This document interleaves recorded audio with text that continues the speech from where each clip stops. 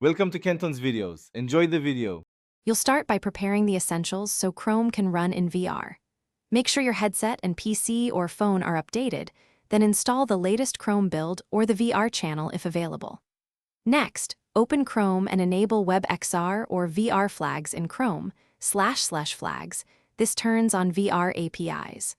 Once done, connect your headset via cable or pairing and grant any device permissions. This sets the foundation so the browser can present immersive pages and respond to VR controls.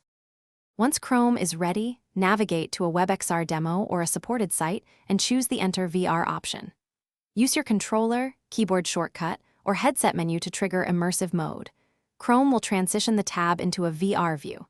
Make sure to calibrate interpupillary distance and comfortable view scale, and set input bindings so your controllers map to clicks and gestures. If needed, enable controller pass-through or keyboard input for text entry. These steps ensure a usable, comfortable browsing layout inside VR. To finish, tidy the environment. Close heavy apps and extra tabs to improve frame rate, and choose whether to mirror the headset on your monitor for sharing.